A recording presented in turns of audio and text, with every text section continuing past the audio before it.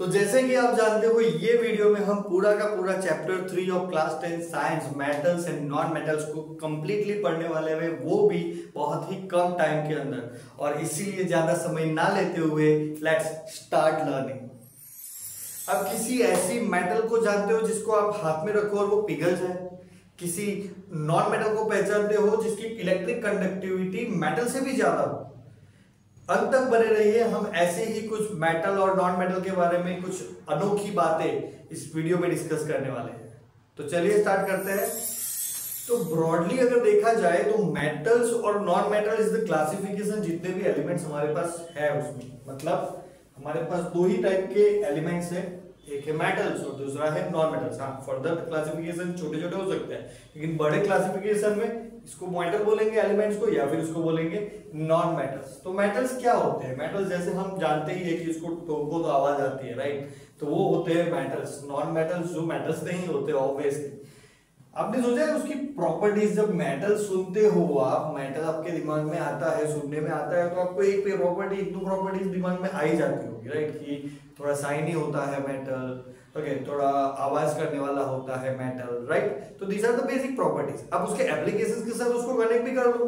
तो अगर वो आवाज करता है, एप्लीकेशन देखो, अगर वो आवाज करता है तो कहां पे यूज करेंगे? हाँ, आपके स्कूल बेल में। स्कूल बेल में टिंग टिंग टिंग टिंग टिंग, या फिर कोई भी बेल के अंदर इसको यूज करेंगे तो वो आवाज करेगा, राइट? अगर वो शाइनी है तो गोल्ड बना लेगा उसका, है ना? गोल्ड है, गोल्ड शाइनी है, सिल्वर शाइनी है, तो उसको हम पहनने के लिए यूज करते हैं, राइट? तो शाइनी है, तो जैसी जैसी उसकी प्रॉपर्टी, जैसी जैसी उसकी प्रॉपर्टी वैसे वैसे उसके एप्लीकेशंस, राइट? तो चलिए समझते हैं कि प्रॉपर्टीज क्या है मेटल्स की और नॉन मेटल्स की। पहले मेटल की समझ लेते हैं, नॉन मेटल ऑटोमेटिक समझ में आ जाएगा। तो starting with the physical properties of metals. तो सबसे पहले उनका मेटालिक लस्टर, लस्टर यानी शाइनिंग। ओके, लस्टर का मीनिंग क्या होता है? शाइनिंग। मतलब द मेटल्स जितनी भी होती है वो कैसे होती है?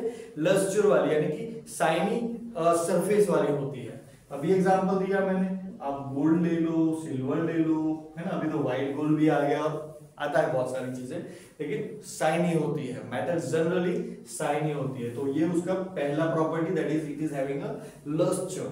हार्डनेस, हार्डनेस यानी उसका resistance against the scratching, okay, या फिर उसको तोड़े टूटेगा नहीं जल्दी से, उसके ऊपर स्क्रैच गिरा हो तो स्क्रैच नहीं गिरेंगे जल्दी से, वो होता है उसका हार्डनेस। आपने देखा होगा लोहे का रॉड लेके आओ, उसके ऊपर स्क्रैच बनाना इजीली नहीं होता है, ओके, और उसको तोड़ना भी इजी नहीं होता है। तो that is hardness, okay. Then malleability, malleability यानी कि उसको टीप के उसमें से पतरा बनाना है। आपने देखा होगा कि मेटल शेड्स होते हैं ना, शेड यानी कि कहीं पे छाव करने के लिए दुकानों के आगे शेड लगे होते हैं, कहीं पे छाव करने के लिए ऐसे शेड्स लगे होते हैं, कंपनी के फैक्ट्री के जो वेयर हाउसेस है उसमें भी पतरा लगा होता है। तो वो जो पतरा है वो किससे बना होता है? मेटल से, क्योंकि मेटल्स को टीप के तो दबा के उसमें से शीट्स बनाई जा सकती है। तो they can be tapped into seeds, okay, उसको सीड में कन्वर्ट किया जा सकता है। दैट इज द ये जो है अपना मैलिएबिलिटी प्रॉपर्टी हमें सजेस्ट करता है मेटल्स के। हर एक ऑलमोस्ट एवरी मेटल के पास ये मैलिएबिलिटी होता है, मतलब उसको दबा के उसमें से सीड्स बनाई जा सकती है, ओके, ऑलमोस्ट एवरी, सबके लिए नहीं बोल रहा हूँ। हार्डनेस के अंदर अगर, हाँ, सबके लिए इसलिए नहीं बोल रहा हूँ क्योंकि हमारे पास सोडियम मेटल है, देखो Na, okay, this is a metal, this is a metal sodium. लेकिन अगर उसको आप, वो जो है वो स्क्रैच प्रूफ नहीं है, वो हार्ड नहीं है, आप उसको नाइफ से कट कर सकते हो। वैसे ही है पोटेशियम, के जिसका सिंबल है potassium. Sodium and potassium are the metal जिसको आप कट कर सकते हो using a knife, that means they are not hard. तो हर एक चीज के अंदर थोड़ा बहुत एक्सेप्शन होता है, ओके, लेकिन this are the common properties, okay. तो मेटालिक लस्टर, हार्डनेस, मैलिएबिलिटी यानी उसको दबा के सीड्स बना सकते हो। डक्टिलिटी, खींच के वायर्स बना सकते हो, खींच के उसमें से वायर्स बनाए जा सकते हैं, उसको बोलते हैं ductility, the property in which the metals are converted into wires by stretching, okay. तो वो होता है हमारा डक्टिलिटी। आपने देखा होगा कि कॉपर और एल्यूमिनियम के वायर्स यूज करते हैं, है ना? घर में जितने भी इलेक्ट्रिक आइटम्स है उसको चलाने के लिए वायर्स है घर में, और वायर किसके बने हुए हैं? एल्यूमिनियम के। तो ये डक्टिलिटी जो है वो प्रॉपर्टी शो करता है कि वो जो मेटल्स है वो उसको खींच के आप तार बना सकते हो, वायर्स बना सकते हो। कंडक्टिविटी, दो तरीके की कंडक्टिविटी, कंडक्टिविटी यानी कि पास होने देना, जैसे हीट या फिर पहले इलेक्ट्रिसिटी देख लेते हैं, वो ज्यादा सही रहेगा, इजी रहेगा। इलेक्ट्रिसिटी मतलब आपका जो मेटल है वो अपने अंदर से इलेक्ट्रिसिटी को पास होने देगा। फॉर एग्जाम्पल अगर ये मेटल है, मैं यहाँ पे करंट दूं और यहाँ पे मैं पकड़ के रखूंगा तो इधर करंट देने से मुझे इधर झटका लगेगा। ओके, अगर ये नॉन मेटल है, जो कि है ये नॉन मेटल रहेगा, तो यहाँ पे करंट लगाऊंगा, इधर नहीं, झटका नहीं आएगा। तो जहां से इलेक्ट्रिसिटी पास हो सकती है उसको बोला जाता है इलेक्ट्रिसिटी के कंडक्टर्स। तो all metals, almost all metals are electric conductors. Okay, similarly heat conductors, हमने अभी बात की कि कॉपर जो है, एल्यूमिनियम जो है, वो इलेक्ट्रिसिटी को कंडक्ट करते हैं, इसीलिए उसको वायर के फॉर्म में यूज करते हैं हम घर के अंदर, राइट। सिमिलरली हीट कंडक्टिविटी की बात करें तो हीट कंडक्टिविटी यानी कि उसको एक जगह से गर्म करो, दूसरी जगह पे भी गर्म होना चाहिए। घर पे स्टेनलेस स्टील का बर्तन तो होगा ही, राइट, उसमें क्या करते हैं हम, पानी भरते हैं, या फिर कुछ भी, कुकर है, पूरे कुकर जनरली एल्यूमिनियम का बना होता है, तो स्टेनलेस स्टील हो गया, एल्यूमिनियम जो हो गया, this are the metals, right. तो इसमें जब हम पानी भरते हैं या फिर कुछ भी रख रहे हैं और नीचे से गर्म करते हैं, तो नीचे पहले क्या गर्म होता है, मेटल। मेटल गर्म होने के बाद उसके अंदर रखी हुई चीज गर्म होती है, that means they conduct heat, उन्होंने हीट अपने अंदर से पास होने दी, राइट। तो that is the conductivity of heat. Then sonority, sonority यानी कि साउंड करना। वीडियो में स्टार्ट में मैंने बोला कि साउंड करना यानी कि साउंड उसमें से आना, उसको ठोकने पे टंग टंग टंग ऐसा आवाज आता है। हमारे घर के अंदर जो बेल लगे हुए हैं, डिंग डोंग, उसके अंदर भी एक मेटल रहता है, क्यों मेटल के ऊपर ऐसे स्नैप होता है, टिंग डोंग बिंग डोंग ऐसा आवाज आता है, ठीक है। मेरे हाथ में ऐसी आवाज नहीं आ रही, लेकिन उधर ऐसी आवाज आती है। हमारे स्कूल के अंदर जब भी आप स्कूल गए होंगे और स्कूल के अंदर देखा होगा कि एक बेल जैसा लगा होता है, पतरा जैसा लगा हुआ है, टिंग टिंग टिंग, अभी तो इलेक्ट्रिक बेल्स भी आ गए, करके आवाज आती है, तो वो सभी के अंदर आवाज आती है, और आवाज आती है, that is the property which is called sonority. Okay, making sounds when tapped, okay, टकराने पे साउंड करना, उसको बोला जाता है सोनोरिटी। तो दिस आर द प्रॉपर्टीज। एक लास्ट प्रॉपर्टी रहेगी, that is high melting and boiling point. ये जो मेटल्स है वो बहुत ही ऊंचे मेल्टिंग एंड बॉइलिंग पॉइंट रखते हैं, यानी कि उनको मेल्ट करने के लिए, मेल्ट तो समझते हो ना, पिघलने के लिए, उनको मेल्ट करने के लिए बहुत ही ज्यादा गर्मी देनी पड़ेगी, that is called high melting point. और उसको बॉयल करने के लिए तो समझ लो बहुत ही ज्यादा गर्मी देनी पड़ेगी, क्योंकि एक मेटल जो कि एक सॉलिड स्टेट में है, almost all the metals are in solid state. Okay, हाँ होते हैं अलग शायद लिक्विड स्टेट में, जैसे मर्क्यूरी हो गया है ना, मर्क्यूरी सेमी लिक्विड स्टेट में होता है, लेकिन ऑलमोस्ट सारे मर्क्यूरी ओके, तो मर्क्यूरी जो है वो लिक्विड स्टेट में होता है नॉर्मल रूम टेम्परेचर के ऊपर, लेकिन बाकी के सारे मेटल्स जो है they are on solid states, right. तो सॉलिड स्टेट में है, उसको आप मेल्ट करने के लिए पहले टेम्परेचर तो शायद मेल्ट हो भी गया, लेकिन उसको उबालने के लिए, उसमें से उसको वेपर फॉर्म में कन्वर्ट करने के लिए तो you have to give too much of energy, right, बहुत सारी हीट देनी पड़ेगी, इसीलिए यहाँ पे बोला गया है high melting and boiling points. आगे देखिए, इसी के अंदर एक्सेप्शंस देखें तो गैलियम एंड सीजियम ऐसे मेटल्स है जिसके मेल्टिंग एंड बॉइलिंग पॉइंट जो है बहुत ही लो है। मेल्टिंग पॉइंट की बात करूं तो गैलियम का है 29.77 डिग्री सेल्सियस। हमारे बॉडी का टेम्परेचर कितना होता है पता है, 36 to 37.2 डिग्री सेल्सियस के अराउंड। मतलब हम हमारी पाम के अंदर हाथ में रखेंगे गैलियम को लेके या फिर सीजियम को लेके, गैलियम को हमारे हाथ में रखेंगे तो वो पिघल जाएगा अपने हाथ में रखने से ही, इतना जल्दी वो पिघलता है। जैसे मैंने स्टार्ट में बोला था कि हाथ में रखने से कौन सी मेटल पिघल जाती है, कुछ पिघलता नहीं है, इवन अपना बटर भी नहीं पिघलता है, बटर को भी टाइम लगता है पिघलने, लेकिन गैलियम जो है आपके हाथ में रखने के तुरंत ही वो मेल्ट हो जाएगी। तो that is the exception. Caesium भी ऐसा ही है, सीजियम का भी ऐसा ही है कि वो बहुत ही जल्दी, मतलब it is having a lower melting points. Okay, तो ये हो गए हमारे मेटल्स के फिजिकल प्रॉपर्टीज। अभी हम नॉन मेटल का देख लेते हैं। जनरली नॉन मेटल का कैसा होता है, opposite to the metals. Metal जो नहीं है वो नॉन मेटल्स है, राइट, ऐसा ही होता है। एक एक करके देख लेते हैं। लैक ऑफ लस्टर, ये कैसे थे, लस्टर यानी कि चमकने वाले, तो यहाँ पे आपको थोड़ा भी आपको लस्टर नहीं देखने को मिलेगा, एक्सेप्ट आयोडीन। एक्सेप्शन इसमें भी है, आयोडीन चमकता है, दो इट इज नॉन मेटल, लेकिन वो चमकता है आयोडीन। वैसे ही यहाँ पे देखा हमने हार्ड है, हार्ड यानी टूटना, स्क्रैच नहीं होता है उसके ऊपर। यहाँ पे ये ब्रिटल है, मेलिएबल है, तोड़ ताप दाप के उसको सीट बनाई जा सकती है, खींच को उसको डक्टाइल यानी कि खींच के उसको वायर्स बनाए जा सकते हैं। लेकिन ये सारे कैसे हैं, नॉन मेटल्स कैसे हैं, ब्रिटल। इनमें से कोई भी प्रॉपर्टी वहां पे नहीं है, ना ही वो हार्ड है, ना ही वो मेलिएबल है, ना ही वो डक्टाइल है। मतलब ब्रिटल मतलब उसको ऐसे मारो, लकड़ी का कैसा होता है, लकड़ी को ऐसे मोड़ने की ट्राई करो तो वो टूट जाते हैं ना, तो that is non metal, simple. ऐसी मेटल्स, ऐसी चीजें, ऐसे एलिमेंट्स जिसको आप मोड़ नहीं सकते, खींच नहीं सकते, उसको तोड़ोगे तो वो स्नैप करोगे, जोर से मारोगे तो वो टूट जाएगा। तो ऐसी चीजें जो टूट जाए, जैसे जो ऐसे एलिमेंट जो इजीली टूट जाए उनको बोला जाता है brittle. Okay, example sulphur. Sulphur एक मेटल है जिसको, मतलब नॉन मेटल है, सॉरी, सल्फर एक नॉन मेटल है जिसको आप जोर से तोड़ोगे टूट जाएगा। Okay, similarly next is poor conductivity. तो कंडक्टिविटी की बात हुई थी, ना ही वो हीट के कंडक्टर्स है, ना ही वो इलेक्ट्रिसिटी के कंडक्टर है। हाँ, एक ग्रेफाइट है, ग्रेफाइट है एक एक्सेप्शन जो इलेक्ट्रिसिटी को कंडक्ट करता है because of it is having free electrons in.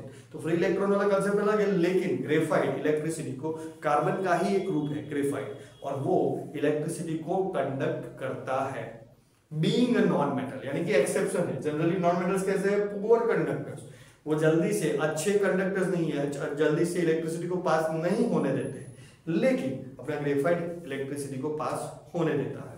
Okay, obviously low melting and boiling points, जल्दी से पिघल जाएंगे, जल्दी से बॉयल हो जाएंगे। ओके, एंड इसका स्पेशलिटी ये है कि नॉन मेटल्स जो है वो वेरिड स्टेट्स में, अलग अलग फेजेस में आपको देखने को मिलेगा। मतलब वो सॉलिड भी होते हैं, वो लिक्विड भी होते हैं, और वो गैस भी होते हैं। सॉलिड की बात करो तो कार्बन, सल्फर, ये सारे नॉन मेटल है लेकिन सॉलिड है।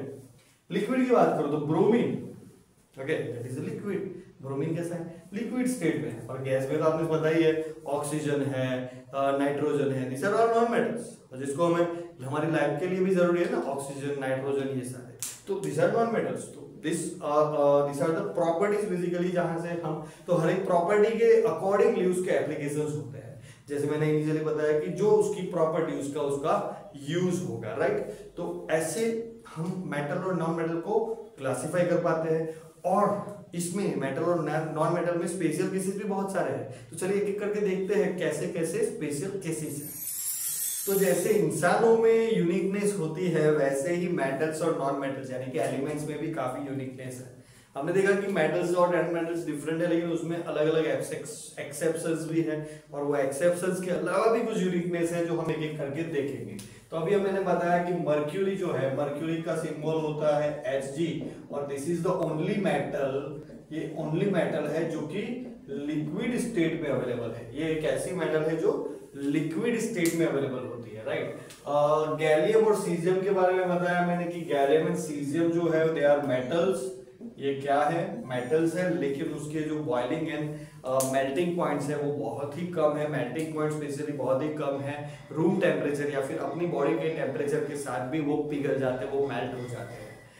Sodium and potassium, sodium and potassium are again the metals, लेकिन वो बिल्कुल भी हार्ड नहीं है। ये जो है हार्ड नहीं है, उसको चाकू से आप काट सकते हो, that means they do not have the property of hardness which normally all the metals have. उसके अलावा, हाँ, ये तो हमने देख लिया है सारे। अभी बात करते हैं अल्कली मेटल्स की। अल्कली मेटल्स जनरली ऐसी मेटल्स जो है डायरेक्टली हम जमीन से मिलती है। उसके बारे में अलग से डिटेल करेंगे कि अल्कली मेटल्स क्या होती है, लेकिन अभी याद रखो कि अल्कली मेटल्स, उनकी डेंसिटी जो है बहुत ही कम होती है, लो डेंसिटी। इतनी कम डेंसिटी कि लिथियम जैसी मेटल होने के बावजूद वो फ्लोट करती है पानी पे। पानी में उसको लिथियम को डालोगे तो वो तैरेगी। जनरली मेटल वजनदार होती है, वो डूब जाती है, लेकिन लिथियम लो डेंसिटी की वजह से वो तैरती है। और ऑलमोस्ट अल्कली मेटल्स जो है उनकी डेंसिटी काफी कम होती है बाकी मेटल्स के अकॉर्डिंगली। आयोडीन, अभी हमने देखा कि आयोडीन कैसा है, it is a non metal, लेकिन वो लस्चरस है। लस्चरस यानी कि शाइनिंग है, उसकी जो सरफेस है वो शाइनी होती है, यानी कि नॉन मेटल है। तो नॉन मेटल तो शाइनी नहीं होते, लेकिन आयोडीन शाइनी है, हमने ऑलरेडी देख लिया। डायमंड एंड ग्रेफाइट के बारे में बात करें तो ये दोनों जो है नॉन मेटल है और कार्बन से बने हैं। दोनों कैसे हैं, नॉन मेटल, कार्बन से ही बना है। डायमंड दुनिया का हार्डेस्ट ऑब्जेक्ट है। कार्बन नॉन मेटल है, हार्डनेस नहीं होनी चाहिए, लेकिन दुनिया का सबसे हार्डेस्ट मटेरियल, हार्ड से भी सबसे ज्यादा जो हार्ड एलिमेंट है वो है डायमंड, कार्बन से बना हुआ है, नॉन मेटल से।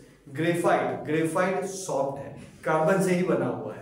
डिफरेंट स्ट्रक्चर्स की वजह से डायमंड बहुत ही स्ट्रॉन्ग है, बहुत ही हार्ड है, जबकि ग्रेफाइट जो है बहुत ही सॉफ्ट है। उसके साथ साथ वो इलेक्ट्रिसिटी भी पास करता है, जबकि डायमंड पास नहीं करता है इलेक्ट्रिसिटी। दैट मीन्स कार्बन के ही एलोट्रॉप्स बोलते हैं इसको। तो एलोट्रॉप्स होने के बावजूद, मतलब कार्बन के ही भाई बहन होने के बावजूद, कार्बन से ही बने होने के बावजूद, ये एक डिफरेंट प्रॉपर्टी शो करता है, ये एक डिफरेंट प्रॉपर्टी शो करता है। और नॉन मेटल होने के, नॉन मेटल है फिर भी diamond strongest hardest element in the world है। Okay, then amphoteric oxides. Amphoteric oxides यानी कि मेटल के ऑक्साइड्स, जैसे कि एल्यूमिनियम ऑक्साइड, जिंक ऑक्साइड, ये ऐसे ऑक्साइड्स है वो एसिड की तरह भी बिहेव करते हैं और बेस की तरह भी बिहेव करते हैं। Acids and base are totally separate things. उसके लिए हमने आगे पढ़ाया है, आगे वीडियो बनाए हुए हैं, यू कैन चेक दैट। लेकिन acids and base different thing है, फिर भी एल्यूमिनियम का ऑक्साइड ले लो या फिर जिंक का ऑक्साइड ले लो, वो कभी कभी एसिड की तरह बिहेव करेगा, कभी कभी वो बेस की तरह बिहेव करेगा। तो मेटल के ऑक्साइड, कुछ मेटल के ऑक्साइड कैसे हैं, एम्फोटेरिक, यानी कि वो अलग अलग बिहेव कर सकते हैं। देन सिल्वर एंड गोल्ड के बारे में हमने देखा कि सिल्वर एंड गोल्ड शाइनी तो है, मेटल तो है, लेकिन ये बहुत ही नॉन रिएक्टिव है। मेटल्स जनरली रिएक्टिव होते हैं, रिएक्टिव यानी कि केमिकली वो एक्टिव होते हैं किसी भी चीज के साथ, एसिड के साथ या बेस के साथ या फिर आजू बाजू के ऑक्सीजन के साथ या फिर वाटर के साथ वो मिक्स हो जाते हैं, रिएक्ट करके कुछ बना लेते हैं। जबकि सिल्वर और गोल्ड जो है दे आर नॉन रिएक्टिव, बहुत ही कम रिएक्शंस दिखाते हैं। हाँ, बहुत टाइम के बाद, बहुत टाइम के धीरे धीरे उसका ऑक्सीडेशन होता है, इसलिए उसकी शाइनी सरफेस जो है धीरे धीरे गायब होती है, मतलब कम हो जाती है, पूरी तो नहीं गायब होती लेकिन कम हो जाती है, यानी कि वो रिएक्ट करते हैं लेकिन बहुत ही कम। स्पेशली गोल्ड जनरली बहुत कम रिएक्ट करता है। नॉट मेटल्स जो है, सारे मेटल्स जनरली रिएक्शंस करती है, अच्छे खासे रिएक्शंस करती है केमिकली, लेकिन silver and gold are the metals जो जनरली रिएक्शंस नहीं करते हैं। ओके, और ब्रोमीन का भी हमने देखा कि it is non metal which is at liquid state. Non metal में एक ही लिक्विड स्टेट मिलता है आपको, मतलब नॉन मेटल जो है लिक्विड स्टेट में एक ही मिलता है, दैट इज ब्रोमीन। तो this are the varieties of metals and non metals we have in our natural world. एक ऐसी मेटल जिसको पानी के साथ टच करते ही वो ब्लास्ट हो जाती है, और एक ऐसा नॉन मेटल जो हवा के संपर्क में आते ही फूट जाता है। ऐसी है केमिकल प्रॉपर्टीज मेटल्स और नॉन मेटल्स की। एक एक करके देखेंगे तो समझ में आएगा कि क्या क्या बेहतरीन चीजें छुपी हुई है नेचर में। तो चलिए स्टार्ट करते हैं with the chemical properties of metals. So let us start with reaction with oxygens. Metals और non metals जो है ऑक्सीजन के साथ कैसे रिएक्ट करते हैं। तो metals reacting with oxygen, जब metals रिएक्शन करती है ऑक्सीजन के साथ दे मेक ऑक्साइड्स, और ये ऑक्साइड जो है वो बेसिक नेचर के होते हैं, यानी कि जनरली वो बेस होते हैं। ओके, तो उसका जनरल इक्वेशन क्या हो गया, metal plus oxygen that will give you metal oxide. एक दो एग्जांपल ले लेते हैं। मैग्नीशियम स्ट्रिप को, जब मैग्नीशियम की स्ट्रिप आती है, ओके, तो उसको जब ऑक्सीजन की अवेलेबिलिटी में जब उसको जलाया जाता है, मतलब उसको जब बर्न करते हैं, तो वो ऑक्सीजन के साथ ऑटोमेटिकली काम कर लेती है, रिएक्ट कर लेती है और बनाती है मैग्नीशियम ऑक्साइड। ये जो बर्निंग प्रोसेस है इसमें बहुत ही ज्यादा ब्राइट व्हाइट कलर की फ्लेम देखने को मिलती है, ब्राइट व्हाइट फ्लेम देखने को मिलती है। दूसरा एग्जांपल ले कॉपर का भी ऑक्सीजन के साथ सेम कॉपर ऑक्साइड, ये दोनों oxide magnesium oxide and copper oxide are basic in nature. तो ये दोनों जो है मिलके क्या बनाएंगे, CuO कॉपर ऑक्साइड और ब्लैक कॉपर 2 ऑक्साइड, मतलब ये जो कॉपर ऑक्साइड बनता है उसका कलर कौन सा होता है, ब्लैक कलर का। ओके, दूसरा है एल्यूमिनियम और जिंक ऑक्साइड। एल्यूमिनियम जो है, एल्यूमिनियम के ऑक्साइड बनते हैं, जिंक जो है वैसे ही जैसे ये बना जिंक के ऑक्साइड बनाते हैं, लेकिन ये दोनों के ऑक्साइड जो है वो कैसे होते हैं, एसिड भी और बेस भी दोनों तरीके से काम करते हैं, जैसे अभी हमने देखा, राइट। सोडियम एंड पोटेशियम ये ऐसी मेटल्स है जो ऑक्सीजन के साथ ऑक्सीजन के साथ बहुत ही जल्दी रिएक्ट करती है। मतलब आप उसको फेंको और रिएक्ट कर लेगी, ओपन रखो रिएक्ट कर लेगी, मतलब you can not stop that reaction at all. तो वो रिएक्शन रोकने के लिए ये दोनों मेटल्स को आपको केरोसिन में रखना पड़ेगा। अगर बाहर रखा या फिर वाटर में रखा, ओपन में रखा, तो वो ऑटोमेटिकली रिएक्शन कर लेगी और वो सोडियम नहीं रहेगी। ओके, रिएक्शन बहुत ही फास्ट होता है। और सोडियम को जब पानी में फेंकते हैं हम, तो सोडियम और वाटर जो है बहुत सारी एनर्जी रिलीज करता है। अचानक से धमाका होता है जब सोडियम पानी को टच करता है, तो बहुत ही एनर्जी रिलीज होती है। ओके, तो ये दोनों मेटल्स को बहुत ही संभाल के रखना पड़ता है बिकॉज ऑफ इट्स ऑक्सीजन के साथ रिएक्शन। वाटर वाला रिएक्शन हम देखेंगे सोडियम और पोटेशियम का टाइम है, अभी ऑक्सीजन की बात कर रहे हैं। Non metals reacting with oxygen में, ऑक्सीजन के साथ, उसमें भी ऑक्साइड्स ही बनते हैं, लेकिन ये ऑक्साइड जो है वो एसिडिक होते हैं। थोड़ी थोड़ी चीजें हमें याद रखनी पड़ेगी। इसके मेटल्स के ऑक्साइड बेसिक होंगे और इसके ऑक्साइड जो है बेस के नॉन मेटल्स के ऑक्साइड जो है वो एसिडिक रहेंगे by nature. Same general formula, non metal plus oxygen that will give you non metal oxides. Sulphur oxygen के साथ सल्फर डाइऑक्साइड देता है। सल्फर डाइऑक्साइड जो हमें मिला उसको H2O यानी कि वाटर में से पास करो या फिर H2O के साथ रिएक्ट करवाओ, तो ये जो देता है दैट इज H2SO3, इसको बोलते हैं हम sulphurous acid. Okay, sulphuric acid होता है H2SO4, ये जो है H2SO3 है, इसलिए इसको बोलेंगे हम सल्फ्यूरस एसिड। ओके, तो ये जनरेट होता है जब SO2 और H2O प्रोसेस करते हैं। तो एसिड रेन में भी यही देखने को मिलता है। जब हम बहुत सारा ये पॉल्यूशन होता है, तो पॉल्यूशन के अंदर SO2 होता है, रेन ऊपर से आती है, रेन में होता है H2O, ये दोनों रिएक्ट करके सल्फ्यूरस एसिड बन के आते हैं नीचे, और इसी को एसिड रेन कहा जाता है। Okay, that is a different topic, लेकिन यहाँ पे हम देख रहे हैं रिएक्शंस विद ऑक्सीजन। चलो आगे देखते हैं रिएक्शंस विद वाटर।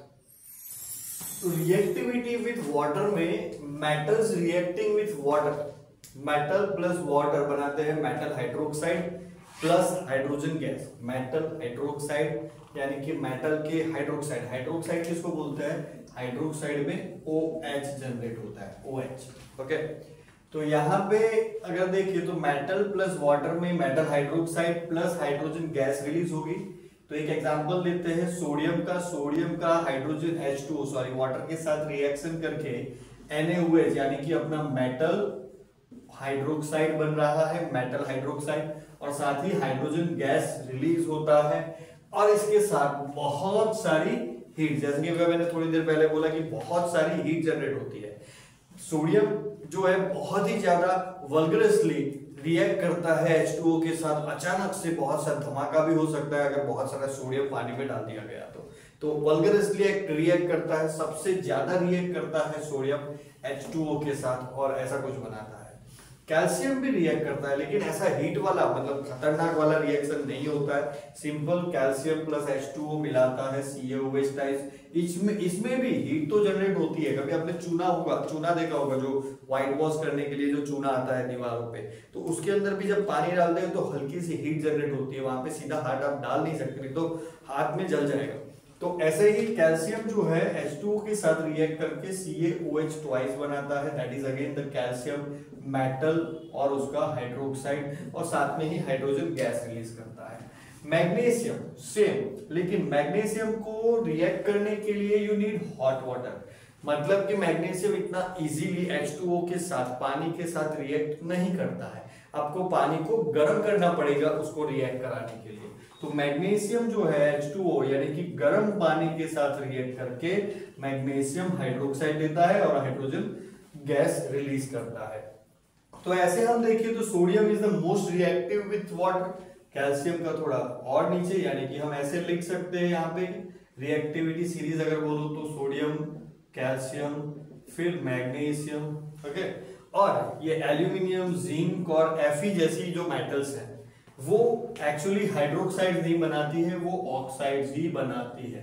वो क्या बनाती है, ऑक्साइड्स ही बनाती है, because they are less reactive with water. तो एल्यूमिनियम या फिर जिंक या फिर Fe जो है वो H2O के साथ रिएक्ट तो करती है, लेकिन स्टीम फॉर्म में। स्टीम यानी कि समझो कि हॉट वाटर से भी ज्यादा गर्म, यानी कि रिएक्शन के लिए उनको कुछ एक्स्ट्रा चाहिए, हीट चाहिए पहले से। तो स्टीम के साथ एल्यूमिनियम, जिंक और फेरस यानी कि आयरन जो है वो रिएक्ट करके Al2O3 यानी कि एल्यूमिनियम ऑक्साइड, ZnO यानी कि जिंक ऑक्साइड या फिर Fe2O3 यानी कि फेरस ऑक्साइड जैसे ऑक्साइड्स बनाते हैं। They do not make hydroxide, और साथ में H2 गैस रिलीज होता है। ठीक है। दूसरी बात, नॉन मेटल्स जब रिएक्ट करती है वाटर की, तो इसमें simply there is no reaction. Non metals जो है वाटर के साथ रिएक्ट नहीं करती है मोस्ट प्रोबेबली केसेस के अंदर। सल्फर है, कार्बन है, ये सब जो है वो वाटर के साथ रिएक्ट नहीं करते हैं। ओके, तो चलिए अभी हम नेक्स्ट देखते हैं कि एसिड्स के साथ रिएक्शन कैसे होते हैं मेटल्स और नॉन मेटल्स के। तो मेटल्स जब रिएक्ट करती है एसिड्स के साथ, तो मेटल्स को हम जनरली डाइल्यूट एसिड्स के साथ, हम जो भी केमिस्ट्री के अंदर करते हैं सब कुछ डाइल्यूट एसिड के साथ ही करते हैं, क्योंकि जो कॉन्सेंट्रेटेड एसिड है वो ज्यादा ही कॉन्सेंट्रेटेड होता है, गलती से कुछ भी हो सकता है अपने साथ, इसलिए जनरली डाइल्यूटेड एसिड के साथ ही होता है। नेचर में भी डाइल्यूटेड एसिड ही रहते हैं। तो मेटल्स प्लस डाइल्यूटेड एसिड मिलके बनाते हैं सॉल्ट प्लस हाइड्रोजन। अभी सॉल्ट क्या होता है? सॉल्ट होता है एक मेटल आइटम, एक नॉन मेटल आइटम। ओके, एक मेटल आइटम और नॉन मेटल आइटम बनके मिलते हैं, बनता है सॉल्ट। देखिए, तो मैग्नीशियम और HCl, मैग्नीशियम और हाइड्रोक्लोरिक एसिड मिलके बनाते हैं MgCl2। Mg metal and Cl2 non metal, ये दोनों मिलके क्या बना है? MgCl2। This is magnesium chloride. Magnesium chloride जो है यहाँ पे एक सॉल्ट है, और उसके साथ hydrogen gas being released. Zinc H2SO4 sulphuric acid के साथ रिएक्ट करता है और मिलता है हमें एक मेटल, एक non metal. Sulphur non metal है, ऑक्सीजन नॉन मेटल है, राइट। तो zinc is the metal, sulphur is the non metal, oxygen is the non metal. Zinc sulphate, इसको क्या बोलते हैं? Zinc sulphate plus hydrogen. Magnesium और zinc में से मैग्नीशियम जो है वल्गरसली रिएक्टिव होता है एसिड्स के साथ, मतलब बहुत ही जल्दी से बहुत ही खतरनाक वाला रिएक्शन करता है, हीट रिलीज वाला रिएक्शन करता है मैग्नीशियम हाइड्रोक्लोरिक एसिड के साथ। वैसे ही जिंक जो है बहुत ही स्लो रिएक्शन, मतलब नॉर्मल जो रिएक्शन का प्रोसेस होता है वैसे ही वो रिएक्ट करता है, ज्यादा रिएक्शन फास्ट तेजी से नहीं करता, वल्गरसली नहीं करता है। यहाँ पे अगर बात करें तो और एक एसिड होता है जिसको हम नाइट्रिक एसिड बोलते हैं। तो जब मेटल का हाइड्रोक्लोरिक एसिड के साथ रिएक्शन हुआ, सॉल्ट प्लस हाइड्रोजन, मेटल का सल्फ्यूरिक एसिड के साथ रिएक्शन हुआ, सॉल्ट प्लस हाइड्रोजन। लेकिन जब नाइट्रिक एसिड को हम कोई भी मेटल के साथ रिएक्ट करवाते हैं तो हाइड्रोजन रिलीज नहीं होता है। हाइड्रोजन रिलीज होता है कब? जब हाइड्रोक्लोरिक एसिड या फिर सल्फ्यूरिक एसिड हो। नाइट्रिक एसिड भी एक एसिड है जिसमें हाइड्रोजन रिलीज नहीं होता है, बिकॉज वो एक ऑक्सीडाइजिंग एजेंट है। ऑक्सीडाइजिंग एजेंट होने के कारण जो हाइड्रोजन रिलीज हो रहा है उसके साथ ऑक्सीजन ऐड होके वो वाटर में कन्वर्ट हो जाता है, यानी कि H2 की जगह पे H2O जनरेट होता है जब हम नाइट्रिक एसिड के साथ रिएक्ट करवाते हैं, because it is an oxidising agent. Okay, non metals का क्या होता है भाई एसिड्स के साथ? तो again there is no reaction. Non metals अच्छे है ना, कोई रिएक्शन नहीं करते, तो हमें पढ़ना भी नहीं पड़ता है ज्यादा। तो non metals reacting with acids, there is no reaction. Okay, इसके बाद और एक रिएक्शन देखते हैं, that is displacement reaction. Displacement यानी इसकी टोपी उसके सर, ऐसा बोल सकते हो आप। इसकी टोपी उसके सर मतलब कि एक के साथ लगा हुआ आइटम, यहाँ पे देखो SO4 जो है Cu के साथ लगा हुआ है, जाके वो लग जाता है Zn के साथ। इधर Zn अकेला, Cu के साथ SO4 अप्लाइज हियर, बन गया ZnSO4 और Cu रह गया अकेला। वैसे ही यहाँ पे देखो CuSO4 Fe है, SO4 जो है वो Fe के साथ चला गया, Cu रह गया अकेला। ये बार बार Cu के साथ, कॉपर के साथ इतनी नाइंसाफी क्यों हो रही है? बिकॉज कॉपर जो है लेस रिएक्टिव है। ओके, तो डिस्प्लेसमेंट रिएक्शन कब होते हैं? जब higher reactive metal lower reactive metal से, higher reactive metal low reactive metal के साथ जो भी आयन लगा हुआ है उसको डिस्प्लेस करके अपने साथ ले ले, तब डिस्प्लेसमेंट रिएक्शन होता है। यानी कि Cu और Zn में से ज्यादा रिएक्टिव कौन होता है? तो Zn। Cu और Fe में से कौन रिएक्टिव ज्यादा होता है? Fe। इसलिए Fe के पास SO4 आ जाता है। तो यहाँ पे हमें क्वेश्चन से पता चलेगा कि कौन सा मेटल जो है ज्यादा रिएक्टिव है और कौन सा मेटल कम रिएक्टिव है। इसके लिए है रिएक्टिव सीरीज। उस रिएक्टिव सीरीज को हमें पूरा याद रखना पड़ेगा, तब हमें पता चलेगा कि कौन ज्यादा रिएक्टिव है, कौन ज्यादा रिएक्टिव मतलब लेस रिएक्टिव है। रिएक्टिव तो सारे मेटल्स है। ओके, तो चलिए देखते हैं रिएक्टिव सीरीज क्या है।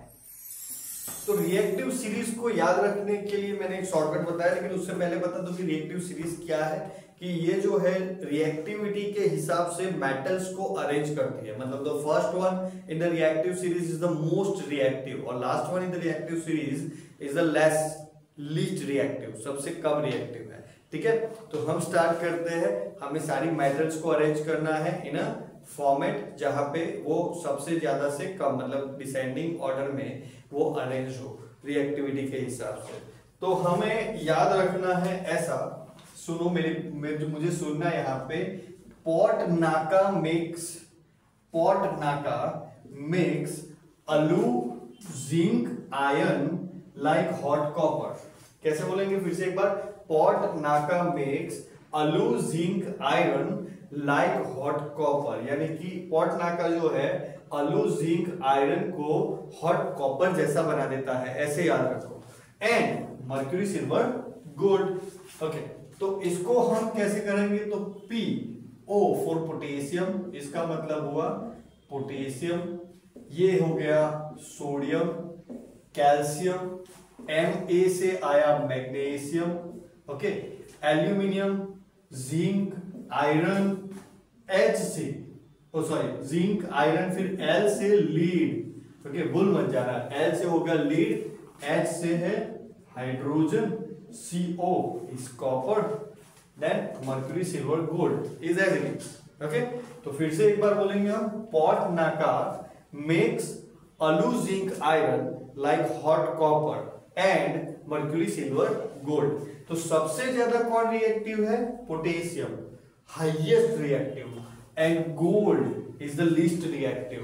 और ये जो है तुम्हारी रिएक्टिव सीरीज है जिसको आप ऐसे याद रख सकते हो। ओके, उसके बाद है आयोनिक कंपाउंड्स। आयोनिक कंपाउंड्स यानी आयनिक बॉन्ड जिसके अंदर हो ऐसे कंपाउंड्स। फॉर एग्जांपल यहाँ पे देखिए NaCl। तो NaCl कैसे बनता है? तो Na जो है वो क्या करता है? Na plus electron, Na sodium जो है क्या करेगा? Na प्लस एक इलेक्ट्रॉन को डोनेट करेगा। Cl का सेम है, Cl करेगा क्या? Cl जो है वो एक इलेक्ट्रॉन लेके Cl माइनस बनेगा और ये दोनों रिएक्ट करके बनाएंगे NaCl। और इन दोनों के बीच में एक इलेक्ट्रॉन की जो है वो लेन देन हुई है।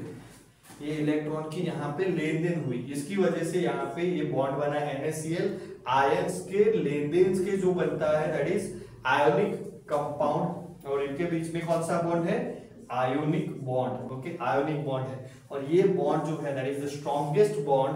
दैट्स व्हाई जनरली ये सारे जो सॉल्ट्स होते हैं, यहाँ पे एक MgCl2 का भी एक एग्जांपल लिया है, इसमें भी सेम होगा। क्या होगा? Mg जो है वो Mg2+ बनेगा और 2 इलेक्ट्रॉन को बाहर रखेगा। क्लोरीन Cl2 + 2 इलेक्ट्रॉन लेके वो 2Cl- बन जाएगा। यानी कि ये दोनों भी रिएक्ट करके क्या बनाएंगे? MgCl2। और ये MgCl2 जो है दैट इज आल्सो सॉलिड। मतलब ये जो आयोनिक कंपाउंड्स है उसके बीच में बॉन्ड जो है वो आयोनिक बॉन्ड होता है। And ionic bond is the strongest bond in the chemistry. That's why ionic bond बनने की वजह से ये कैसे बनते हैं? सॉलिड बनते हैं। और सॉलिड होने के साथ साथ ये ब्रिटल भी होते हैं। ब्रिटल यानी कि टूट जाने वाले, जब उसको स्नैप करोगे वो टूट जाएगा।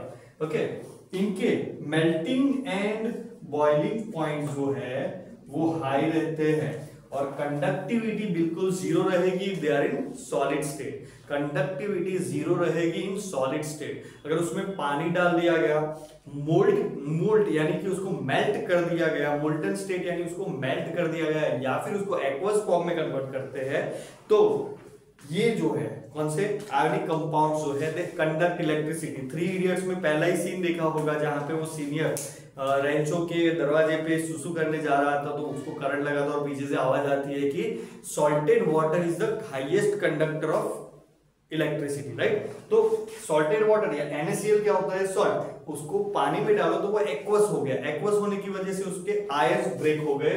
कैसे ब्रेक हो गए, NaCl को Na+ और Cl- में डिवाइड कर दिया गया। नाउ देयर आर आयंस, तो they will conduct the electricity. Okay, तो ऐसे है हमारे आयनिक कंपाउंड्स। गोल्ड को कभी रस्ट क्यों नहीं लगता है? स्टेनलेस स्टील के बर्तन सालों तक ऐसे चमकीले कैसे रहते हैं, जबकि एल्यूमिनियम के बर्तन तो काले हो जाते हैं। कॉपर के बर्तन जो है उसके ऊपर नीले तरह के धब्बे हो जाते हैं। ये छोड़ो, इतनी सारी मेटल्स हम देखते हैं, वो इतनी सारी मेटल्स मिलती कहां से है? कहीं पे पड़ा हुआ देखा कहीं पे एल्यूमिनियम? नहीं ना, तो वो कहां से लेके आते हैं हम, ये सब हम समझेंगे। अंत तक बने रहना वीडियो में। चलिए स्टार्ट करते हैं। तो हमारी मेटल्स जो है हमको दो फॉर्म में नेचर में से ही मिलती है। एक फॉर्म है फ्री स्टेट और दूसरा है कंबाइंड स्टेट। फ्री स्टेट यानी कि जो लेस रिएक्टिव मेटल्स है, जो ऑक्सीजन, हाइड्रोजन, इन सब के साथ जो नेचुरली अवेलेबल रहते हैं ओपन में, उसके साथ जनरली रिएक्ट नहीं करती है। ऐसी मेटल्स जैसे कि गोल्ड, सिल्वर, प्लेटिनियम, वो डायरेक्टली हमें मिल जाती है। हाँ, थोड़ा बहुत प्योरिफिकेशन करना पड़ता है, लेकिन they are directly available from the nature. Okay, तो वो जो मेटल्स होती है उसका अकरेंस फ्री स्टेट में होता है, ऐसा हम बोल सकते हैं। दूसरा है कंबाइंड स्टेट। कंबाइन यानी कि किसी के साथ मिक्स हो जाना, राइट। तो कंबाइन यानी कि जो मेटल्स रिएक्टिव है, जैसे अभी देखा हमने पोटेशियम है, सोडियम है, एल्यूमिनियम, आयरन, कॉपर, जिंक, ये सारे जो है ये कैसे होते हैं, रिएक्टिव होते हैं। तो पानी के साथ या फिर H2O के साथ, सॉरी हाइड्रोजन के साथ या फिर ऑक्सीजन के साथ, जो एटमॉस्फेयर में अवेलेबल होते हैं, जमीन में अवेलेबल होते हैं, उनके साथ वो रिएक्ट करके कुछ कंपाउंड बना लेते हैं। और ये इसीलिए ये जो मेटल्स है वो सारे कैसे फॉर्म में होते हैं, कंबाइंड स्टेट के अंदर, यानी कि कंपाउंड बने होते हैं। अभी वो कंपाउंड को निकालना पड़ता है, फिर उसको बहुत ही ज्यादा प्योरीफाई करना पड़ता है, और उसको हम प्योरीफाई करने के बाद ही मेटल बुला सकते हैं, राइट। तो इसमें डायरेक्टली हमें मेटल मिलती है क्योंकि वो फ्री स्टेट में होती है, क्योंकि लेस रिएक्टिव होती है। इसके लिए मतलब चैप्टर को कुछ आगे बढ़ाने के लिए, टॉपिक को आगे बढ़ाने के लिए थोड़ी डेफिनेशंस आपको याद रखनी होगी। जैसे मिनरल्स है, ओर्स है, गैंग है। तो मिनरल्स क्या होते हैं? Naturally occurring substances containing metals. Minerals are the substances जो नेचुरली होते हैं, उसके अंदर हमारी मेटल्स छुपी होती है। ओके, छुपी होती है। एग्जांपल लेके समझाऊंगा मैं, लेकिन समझो कि ऐसे सब्सटेंसेस जिसके अंदर मेटल है, लेकिन उसको मेटल को हमें प्योरीफाई करना बाकी है। Ores are the minerals. Ores क्या है? मिनरल्स ही है that are economically viable for extracting the metals. मतलब मेटल्स को निकालने के लिए जो टेक्निकली यूज होता है उसको बोलते हैं ओर, यानी कि पत्थर जिसमें से हम एक्चुअली में मेटल निकालते हैं। ओके, मिनरल्स बहुत सारे होते हैं। ओके, कभी कभी तो पानी के अंदर भी मेटल होता है। आपने देखो, आप बिस्लरी की बॉटल देखो, बिस्लरी की बॉटल के अंदर पढ़ोगे तो देखोगे कि उसमें पोटेशियम, मैग्नीशियम, ये सब मिनरल के फॉर्म में ऐड किया होता है। भी वहां से तो आप मैग्नीशियम, मतलब नॉर्मल जो वाटर होता है नदी का, उसमें से आप मैग्नीशियम, कैल्शियम, ये सब निकालना थोड़ा टफ हो जाता है, राइट। जबकि ओर्स जो है they are rock like things, मतलब पत्थर जैसी चीज है, जिसमें से इकोनॉमिकली हमें सस्ता पड़ता है, अच्छा पड़ता है, मतलब बेनिफिशियल रहता है जब उसमें से हम अपनी मेटल को एक्सट्रैक्ट करते हैं। एक्सट्रैक्ट यानी कि निकालना, प्योरीफाई करना। तो एक्सट्रैक्ट करना जिसमें से इकोनॉमिकली वायबल होता है उसको बोलते हैं ओर्स। ओर्स के बाद आता है गैंग। स्पेलिंग है GANGUE, gang. Impurities like sand and soil mixed with the ores, मतलब ओर्स तो रहते हैं, पत्थर तो रहते हैं, लेकिन उसके ऊपर सैंड, उसके ऊपर मिट्टी, ये सब चिपका हुआ रहता है। तो पहले उसको हटाना पड़ता है, और ये जो है उसको बोलते हैं गैंग। यानी कि आपके पास एक बड़ा सा पत्थर है, उसके ऊपर मिट्टी, सैंड, ये सब हटाओगे तो आपको ओर मिलेगा, फिर ओर को एक्सट्रैक्ट करना पड़ेगा मेटल के लिए, ठीक है। फॉर एग्जाम्पल ओर्स, अगर बॉक्साइट की बात करूं, बॉक्साइट ये जो है एल्यूमिनियम का ओर है। Most of the aluminium that we see here and there, वो सारे बॉक्साइट से ही मिलते हैं। तो bauxite is the ore for aluminium. उसका फॉर्मूला क्या है? Al2O3.2H2O। सिनाबार दूसरा ore, cinnabar, it is for the mercury. Generally mercury के साथ जो है सल्फर की अशुद्धि होती है, मतलब सल्फर चिपका हुआ रहता है कंबाइंड स्टेट में, तो उसको सल्फर को हटाने के लिए अलग प्रोसेस होती है, ऑक्सीजन और H2O को अलग हटाने के लिए अलग एक्सट्रैक्शन प्रोसीजर होती है। मतलब जैसी जैसी इम्प्योरिटीज, अशुद्धियां जो लगी हुई है, जो मेटल के साथ जो टाइप की अशुद्धि या फिर इम्प्योरिटी लगी हुई है वो टाइप का एक्सट्रैक्शन प्रोसेस लगेगा उसको निकालने के लिए। हम देखने वाले हैं इस वीडियो में कि हमारे जो कौन कौन से एक्सट्रैक्शन प्रोसेस से हम कौन कौन सी मेटल्स निकालते हैं। This are the just examples. Okay, तो चलिए आगे बढ़ते हैं। तो नेक्स्ट देखते हैं steps in metal extraction. Metal extraction के जो स्टेप्स है मतलब मेटल ओर्स में से निकालने के लिए जो स्टेप्स लगते हैं वो एक एक करके देखते हैं। पहले समझो कि ये जो प्रोसेस है, process of extracting metal from its ores is called metallurgy. Okay, metallurgy बोलते हैं उसको जिस प्रोसेस में हम ओर्स में से एक्सट्रैक्ट करते हैं अपनी मेटल को। तो ये जो सारे स्टेप्स हम वन बाय वन देखने वाले हैं वो सारे that are the steps of metallurgy. Okay, there are two things basically, metallurgy and दूसरा होता है मेट्रोलॉजी।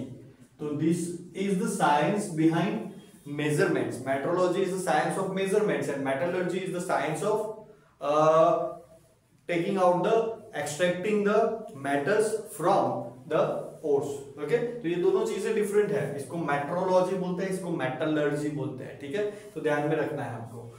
एनरिचमेंट ऑफ ओर्स, पहला स्टेप एनरिचमेंट ऑफ ओर्स, यानी कि ओर्स जो हमें मिलते हैं ना उसमें बहुत सारी सैंड, बहुत सारी मिट्टी, ये सब एडेड होता है। गैंग जिसको बोलते हैं, तो ये सब पहले से एडेड होता है क्योंकि हमने कहां से लिया है, उसको अर्थ में से डायरेक्टली लिया हुआ है। तो उसके साथ सैंड, मिट्टी, ये सब को हटाना पड़ता है। तो ये सब को हटाने के लिए ग्रेविटी सेपरेशन, जब हमारे पास ओर्स जो होते हैं उसमें मेटल पार्टिकल्स छोटे और सैंड पार्टिकल्स बड़े, या फिर उल्टा दोनों में से कोई एक बड़ा छोटा, यानी कि बड़ा और छोटे वाला डिफरेंस अगर हमारे पास हो तो हम ग्रेविटी सेपरेशन का यूज करते सकते हैं। उसमें एक चक्की जैसा होता है और चक्की जैसे में मतलब उसको ओर को डाल के गोल गोल घुमाया जाता है। जो बड़े बड़े ऑब्जेक्ट, बड़े बड़े पार्टिकल्स है वो दूर चले जाते हैं और छोटे छोटे जो है सेंटर में रह जाते हैं। या फिर वो जो हम घर पे नहीं करते हैं वो लोड, अपना जो आटा जो होता है वो उसको भी ऐसे ऐसे ऐसे चार के करते हैं ना काम, वैसे उसको बोला जाता है gravity separation.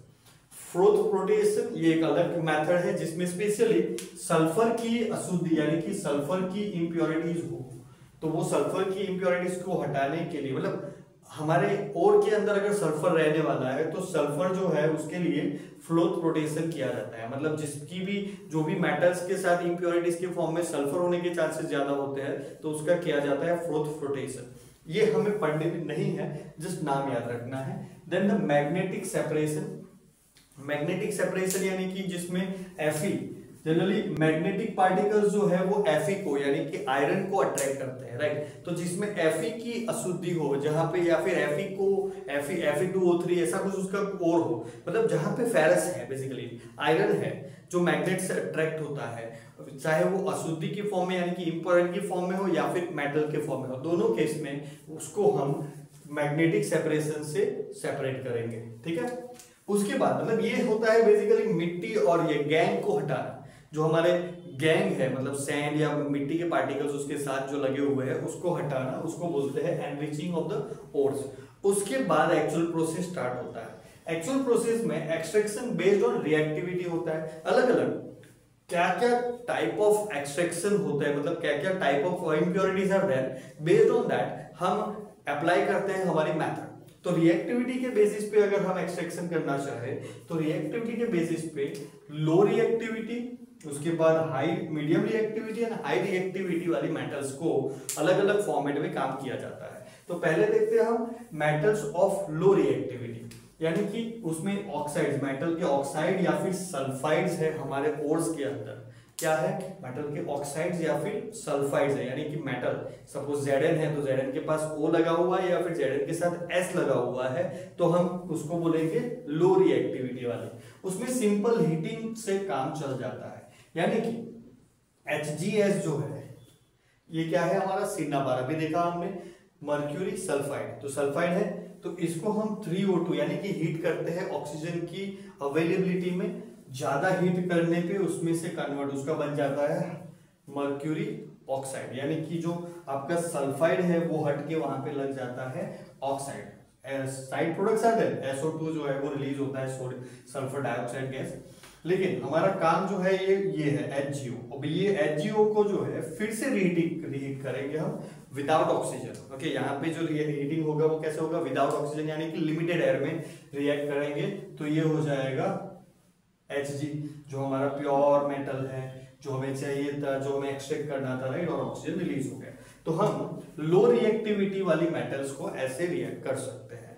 Okay, medium reactivity के लिए जहां पे सल्फाइड्स या फिर कार्बोनेट्स लगे हुए हो, ओके, तो कभी कभी सल्फाइड्स और सल्फाइड्स को मतलब मीडियम में भी लिया जाता है, लेकिन दोनों की प्रोसेस सेम है। देखो टेक्स्ट बुक में अलग अलग किया हुआ है, डिटेल्स में भी अलग अलग किया हुआ है, लेकिन this two processes are different, sorry same, क्योंकि लो रिएक्टिविटी में हीटिंग से काम चल जाता है, यहाँ पे हमें रोस्टिंग करना पड़ता है और कैल्सिनेशन करना पड़ता है। देखो रोस्टिंग में क्या होता है, अगर सल्फाइड्स है, ओके, अगर सल्फाइड है तो हम उसको रोस्ट करते हैं। रोस्ट यानी कि सल्फाइड लगा हुआ है, देखो एस लगा हुआ है, हमें Zn चाहिए, जिंक चाहिए, और उसके साथ एस लगा हुआ है, तो उसको हम 3O2 यानी कि 3 टाइम्स ऑक्सीजन के साथ, यानी कि बहुत सारी एयर में उसको रोस्ट करते हैं। रोस्ट करना समझ में आता है, ओपन एयर में उसको बहुत ही ज्यादा हीट करना। ओके, तो in that case it is converted into Zn, zinc oxide. ठीक है, तो सल्फाइड्स क्या बन गए, ऑक्साइड्स। ठीक, यहाँ पे, और कैल्सिनेशन में अगर एस की जगह पे देखो CO3 हो, कार्बोनेट्स हो, तो कार्बोनेट्स को ऑक्साइड में कन्वर्ट करने के लिए यहाँ पे क्या हुआ, सल्फाइड्स जो है they are converted into oxides, इधर कार्बोनेट्स को ऑक्साइड्स में कन्वर्ट करने के लिए वी यूज कैल्सिनेशन। रोस्टिंग और कैल्सिनेशन में फर्क छोटा सा है। रोस्टिंग में हम क्या करते हैं, ऑक्सीजन की हाजिरी में, ऑक्सीजन की अवेलेबिलिटी में बहुत सारी ओपन एयर के अंदर उसको रोस्ट करते हैं, गर्म करते हैं, जबकि कैल्सिनेशन में हम लिमिटेड एयर में हीटिंग करते हैं, यानी कि विदाउट ऑक्सीजन काम करते हैं, ऑक्सीजन कम हो ऐसा काम करते हैं। तो इन दैट केस ये CO3 हट के बन जाता है ZnO, यानी कि जिंक का ऑक्साइड। तो आप बोलोगे कि यार अभी तो ये ZnO हो गया, हमें तो Zn चाहिए था। हाँ, उसके बाद वाली प्रोसेस जो है वो सेम सिंपल है, ZnO के O को C के साथ रिएक्ट कर दो। तो अभी हमने देखा वैसे ही अगले वाले वीडियो में कि कार्बन जो है ऑक्सीजन के साथ ज्यादा रिएक्टिविटी रखता है Zn से, इसलिए C और O मिल जाएंगे, तो Zn प्लस CO हो गया, Zn जिंक हमें मिल गया। CO जो है ना ही एसिडिक है ना ही बेसिक है, ये एक न्यूट्रल कंपाउंड है, याद रखना है, कार्बन मोनोऑक्साइड वाटर जैसा ही न्यूट्रल कंपाउंड होता है। ओके, तो this is how we extract the low reactivity metals and the medium reactivity metals. आगे देखते हैं हाई रिएक्टिविटी मेटल्स के लिए हम क्या करते हैं। तो मेटल्स ऑफ हाई रिएक्टिविटी, मतलब हाई रिएक्टिव मेटल्स जो है एक दूसरे के साथ बहुत ही खतरनाक जोड़े से जुड़ गई है, उसको डिफरेंट, उसको सेपरेट करने के लिए, उसकी इम्प्योरिटीज से उसको हटाने के लिए, सेपरेट करने के लिए भी यूज इलेक्ट्रोलिसिस। इलेक्ट्रोलिसिस का मतलब होता है करंट पास करना। ऐसा कुछ डायग्राम आपने देखा होगा, ऐसा कुछ सिंपल होता है। देखो आपको समझा दूं कि एक एनोड होता है, एक कैथोड होता है, यहाँ पे इन दोनों के बीच में ऐसे करंट पास किया जाता है यूजिंग द बैटरी और समथिंग, करंट पास किया जाता है, यहाँ पे सॉल्यूशन रहता है, और वो सॉल्यूशन के अंदर ये जो भी क्लैरिटी मतलब क्लीन होना है वो हो जाता है। ठीक है, तो कैथोड जो है वो जनरली कैसा होता है, कैथोड जो है यहाँ पे वो पॉजिटिव होता है, तो कैथोड के पास सोडियम जनरेट होता है Na+, उसको एक इलेक्ट्रॉन मिलके, कैथोड होता है नेगेटिव, कैथोड होता है नेगेटिव और एनोड होता है पॉजिटिव। तो कैथोड के पास सोडियम आयन आके इलेक्ट्रॉन गेन करके वो सोडियम बन जाते हैं। यहाँ पे हम क्या करते हैं, NaCl को एक्वस फॉर्म के अंदर छोड़ देते हैं। फिर से एक बार डिटेल में समझाऊं कि ये जो लिक्विड जैसा है, यहाँ पे एक लिक्विड भरा जाता है, वो एक्वस फॉर्म होता है। हमारे सपोज Na निकालना है, हमें सोडियम निकालना है, तो NaCl को हम एक्वस फॉर्म में यहाँ पे डाल देंगे। जैसे ही एक्वस फॉर्म में डालेंगे तो क्या हो जाएगा, Na+ और Cl- जो है यहाँ पे अलग अलग हो जाएंगे, Na+ और Cl-। ओके, तो प्लस जो है जनरली किसके तरफ भागता है, माइनस की तरफ, यानी कि कैथोड की तरफ प्लस वाला भागेगा। कैथोड के पास इलेक्ट्रिसिटी यानी कि इलेक्ट्रॉन्स बहुत है, क्योंकि हमने खुद इलेक्ट्रिसिटी पास की हुई है, तो उसके पास इलेक्ट्रॉन्स है, इसलिए ये इलेक्ट्रॉन जो उसको मिलेगा उससे वो Na+ हो जाएगा। एग्जैक्टली ऑपोजिट साइड पे जो 2Cl- है वो क्या होगा, Cl2 और 2 इलेक्ट्रॉन जो है बार बार छोड़ता जाएगा, और ये इलेक्ट्रॉन ये वाला ले लेके Na बनता जाएगा। तो दिस इज कॉल्ड इलेक्ट्रोलिसिस। मतलब हाईली अगर रिएक्टिव मेटल्स जो है वो बहुत ही जोर से किसी के साथ पकड़े गए हैं, तो उसको छुड़ाने के लिए हमें करंट देना पड़ेगा। ये तीन चीजों को हमने देखा कि लो रिएक्टिविटी, मीडियम रिएक्टिविटी और हाई रिएक्टिविटी। तो इन तीनों को याद रखने के लिए हमें सिंपल एक याद चीज रखनी है कि लो हीट, यानी कि लो वाले को हीट देनी है, मीडियम वाले को रोस्ट करना है। हीट देना, थोड़ी सी गर्मी देना, रोस्ट करना यानी कि उसको बहुत ही गर्मी देना, एंड अगर उससे भी काम ना हो तो हाई वाले को हमें क्या देना होता है, करंट यानी कि इलेक्ट्रिसिटी। तो low heat, medium roast, high current बोलोगे, दिमाग में बैठ जाएगा कि कैसे उसको हम एक्सट्रैक्ट करेंगे। दूसरा है रिफाइनिंग ऑफ मेटल्स, मेटल्स को ज्यादा रिफाइन करने के लिए similar process electrolysis, electrolytic refining ही होता है। ओके, तो कॉपर का यहाँ पे अगर हम देखें कि कॉपर का जो रिफाइनिंग है वो ऐसे ही होता है, 95% तक क्लियर प्योर कॉपर गेन करने के लिए, 95 to 99% तक का प्योर कॉपर गेन करने के लिए ये प्रोसेस जो है यहाँ पे बनाई गई है। इसमें कुछ नहीं होता है, देखो ऐसा होता है कि एक बीकर जैसा, एक बीकर नहीं, एक बड़ा सा इतना बड़ा या फिर इतना भी बड़ा एक एलिमेंट लेते हैं जिसमें एनोड और कैथोड को एक दूसरे के साथ, मतलब एनोड पे इम्प्योर कॉपर जिसको हमें प्योर करना है उसको लगाते हैं, मतलब उसका एक सलिया जैसा या फिर टुकड़ा जैसा लेके आते हैं जिसको हमें प्योर करना है, जिसमें से हमें कॉपर निकालना है, उसको यहाँ पे निकालेंगे। यहाँ पे एक ले लेंगे हम प्योर कॉपर, हमारे पास पहले से जो प्योर कॉपर होगा उसको हम यहाँ पे लगा देंगे। इन दोनों को हम कनेक्ट कर देंगे अगेन एक बैटरी के साथ, ओके, जिसमें माइनस को कनेक्ट करेंगे हम कैथोड पे और प्लस को कनेक्ट करेंगे हम एनोड पे। इससे क्या होगा कि और ये जो हमारा सॉल्यूशन होगा वो होगा CuSO4, कॉपर सल्फेट का कंपाउंड। यहाँ पे देखो तो Cu2+ और SO4 ये दोनों सेपरेट हो जाएंगे, CuSO4 में Cu2+ और SO4 जो है वो दोनों सेपरेट हो जाएंगे। इसकी वजह से ये जो Cu2+ बन रहा है ना, ओके, Cu2+, तो ये Cu2+ यहां से निकलेगा, ओके, यहां से निकलेगा और इधर जाएगा, मतलब इसमें से Cu2+ निकलेगा क्योंकि यहाँ पे Cu जो है उसको हम क्या कर रहे हैं, एनोड पे Cu2+ + 2 इलेक्ट्रॉन में कन्वर्ट कर रहे हैं। यहाँ पे करंट देने की वजह से, छोड़ो इसको, CuSO4 को छोड़ दो अभी, यहाँ पे सॉरी, यहाँ पे करंट देने की वजह से प्योर कॉपर जो है वो Cu2+, मतलब Cu जो है कॉपर में से, एनोड पे क्या हो रहा है, कॉपर में से Cu2+ और 2 इलेक्ट्रॉन्स बन रहे हैं, यानी कि Cu2+ जो है इधर इसमें जा रहा है। ये Cu2+ जो है वो इलेक्ट्रॉन्स यानी कि नेगेटिव है, तो 2+ यानी कि पॉजिटिव हुआ, वो नेगेटिव की तरफ भागेगा, इधर उसको 2 इलेक्ट्रॉन सपोर्ट मिल जाएगा और वो बन जाएगा कॉपर। तो धीरे धीरे एग्जैक्टली क्या होगा प्रोसेस में कि ये जो है कम होता जाएगा, ऐसे गायब होता जाएगा और ये जो है ऐसे बढ़ता जाएगा, ओके, और जो इम्प्योरिटीज है वो यहाँ पे गैदर होती जाएगी और इसको बोलेंगे हम पंख।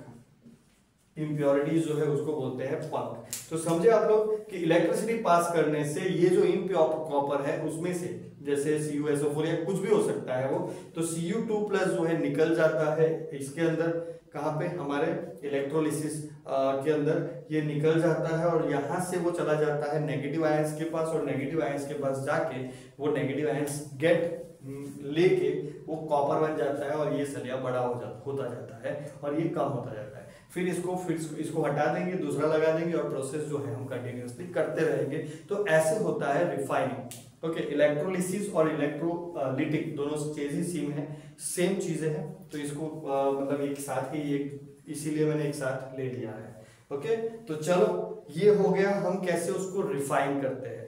अभी हम देखेंगे कि ये जो मेटल्स है उसको अच्छा बनाने के लिए हम क्या कर सकते हैं, मतलब दो मेटल्स को मिक्स करके। सो ये मेरे पास आयरन है, बहुत ही मजबूत है, ओके, और मेरे पास क्रोमियम है जिसको कभी जंग नहीं लगता। आयरन को जंग लगता है, मजबूत है, क्रोमियम को जंग नहीं लगता लेकिन वो मजबूत नहीं है। दोनों को मिक्स कर दो, स्टेनलेस स्टील, राइट। तो दोनों को मिक्स करने से क्या हो रहा है, स्टेनलेस स्टील जिसको जंग भी नहीं लगता और मजबूत भी है। तो ऐसे हम अलॉयज बनाते हैं। वो अलॉयज कौन कौन से हैं, कैसे कैसे होते हैं, किस किस चीज से बनते हैं, कहाँ कहाँ पे यूज होते हैं, let us start seeing that.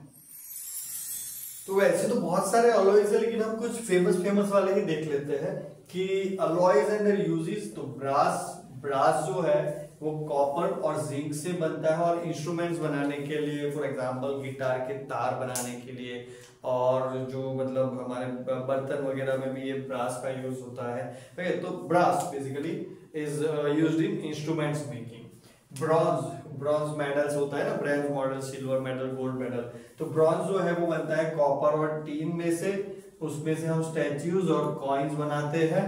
Okay, copper और टीन को मिक्स करो वो बनेगा ब्रॉन्ज। सिमिलरली स्टेनलेस स्टील, तो जैसे मैंने बताया आयरन और क्रोमियम, उसके साथ थोड़ा सा निकल, क्योंकि आयरन जो है उसको रस्ट लगती है, क्रोमियम को रस्ट नहीं लगती, निकल को रस्ट नहीं लगती, तो तीनों की प्रॉपर्टीज को मिला के शाइनिंग वाला जो बनाते हैं हम, क्रोमियम यानी कि बहुत ही शाइनिंग, और निकल जो है that adds the property of non corrosiveness. तो ये तीनों मिलके स्टेनलेस स्टील बनाते हैं। और स्टेनलेस स्टील के यूजेस तो मुझे बताने की जरूरत नहीं, आपको पता ही कि वो बर्तनों में और बहुत सारे यूटेंसिल्स के अंदर यूज होता है। सोल्डर, सोल्डर का मतलब यहाँ पे सोल्डरिंग के लिए वायर आते हैं। सोल्डरिंग आपने देखा होगा, वो जो मोबाइल के रिपेयरिंग वाले जो है या फिर छोटे मोटे इलेक्ट्रॉनिक इंस्ट्रूमेंट को रिपेयर जो करते हैं, वो उसके पास एक छोटा सा बंडल जैसा रहता है वायर का, उसको वो हल्का सा गर्म करके चिपका देता है चीजों को, राइट।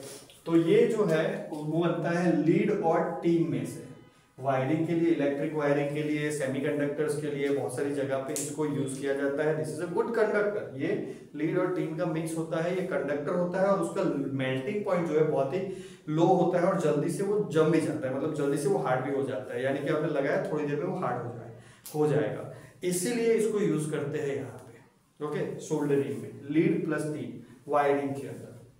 मेटल्स का भी बहुत सारे यूजेस है, जैसे गोल्ड एंड सिल्वर को हम यूज करते हैं क्योंकि उसको रस्ट ज्यादा नहीं लगता है, हम उसको पहनने के लिए यूज करते हैं, राइट। क्योंकि गोल्ड जो है जल्दी से रस्ट नहीं खाता है, सिल्वर जो है सिमिलरली जल्दी से रस्ट नहीं खाता है।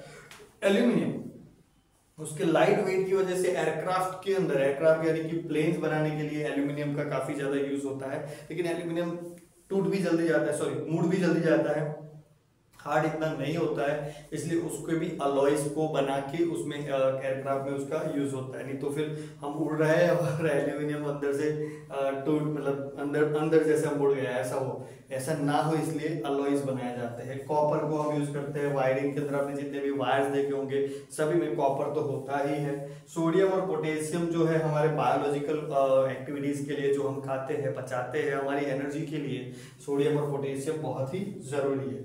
एक चीज आपको बता दूं, ये एप्लीकेशन से नहीं है, लेकिन एक्वा रेजिया HNO3 यानी कि नाइट्रिक एसिड और हाइड्रोक्लोरिक एसिड का मिक्सचर जिसको बोला जाता है एक्वा रेजिया, एक्वा रेजिया जो है वो गोल्ड और प्लेटिनियम को डिसॉल्व करने के लिए यूज होता है। मतलब गोल्ड या प्लेटिनियम पूरा का पूरा डिसॉल्व करना है तो भी यूज एक्वा रेजिया, जो होता है सल्फ्यूरिक एसिड और हाइड्रोक्लोरिक एसिड का मिक्सचर। ओके, तो चलिए लास्ट एक टॉपिक है कोरोजन, वो देखते हैं।